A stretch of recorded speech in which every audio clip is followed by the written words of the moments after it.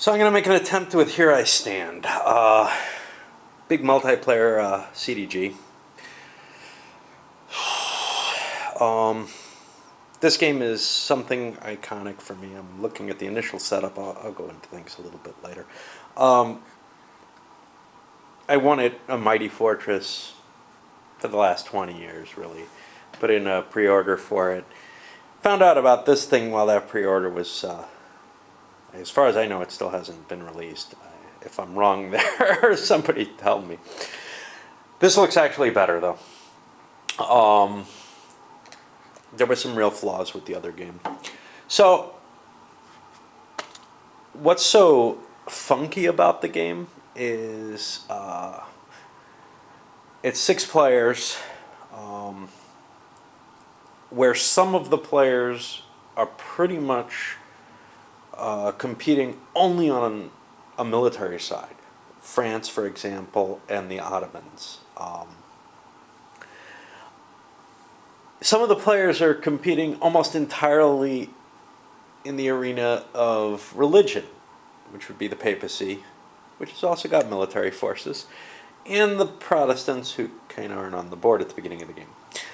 They can also develop military forces to defend themselves, but their main victory goals have to do with pushing Protestantism forward, just like the Pope wants to keep Catholicism as strong as possible. Then there are powers like the Habsburgs, which are given complete control over Germany through the Empire, sort of. It's not really worth that much, just allows them movement, which they effectively had, as well as Spain, who have primarily a military goal, I guess. I'm not positive yet. But definitely their military and political situation puts them directly in conflict with the Protestants. Or England, who, like in A Mighty Fortress, have sort of an option to remain Catholic if they really want it, but the victory points are set up in such a way that it's not a real option. The game also covers the New World in a very abstracted fashion. You can send stuff over and you kind of roll on a table and see what you get. This is going to be a tough game. The rulebook is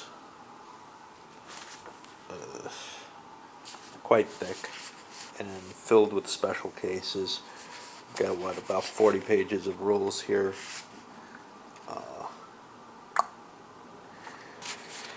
And then there's a scenario book on top that has, in it is fairly thick as well, and has a good deal of historical information, along with a sample of play. The only gripe I've got so far, well, I've got 2. One is my clumsiness during counter clipping. I seem to have lost a papal control counter. Probably not a big deal. I'm using Andrea Doria. Any blank counter can be used there because the papacy will win the game if they get to deploy that counter. So every country that has a military side of the game can win that way, which is everyone except the Protestants. The Protestants can win automatically off of converting a lot of spaces to Protestantism. You can also win automatically if victory points go above 25 for any player. Whoever's the highest wins. Or after the first 3 turns, because at the beginning of the game the papacy's already there, if your victory points are under 25, but you have at least 5 more than anyone else, which means that everybody's going to gang up on the bunny in this one. The other gripe I have, other than the counter that I lost, which isn't really anybody's fault but my own, and it may still exist, is the deck of cards is very, very rigid, difficult to shuffle. Otherwise, the components are beautiful, nice hard map, and I'm sure the cards, will be more sturdy than if they weren't, I guess. I've got some worries because something more rigid is more likely to break, i.e. with a card it'll get a nasty crease or something. So the game begins with the play of the 95 Thesis, and that's actually a required play at the beginning of the game. Kind of have some questions on that in terms of, well, was there some intention to shuffle that into the deck somehow? It would definitely put the Protestants at a disadvantage the longer it stays out of play. And the card doesn't have any point value on it, and it doesn't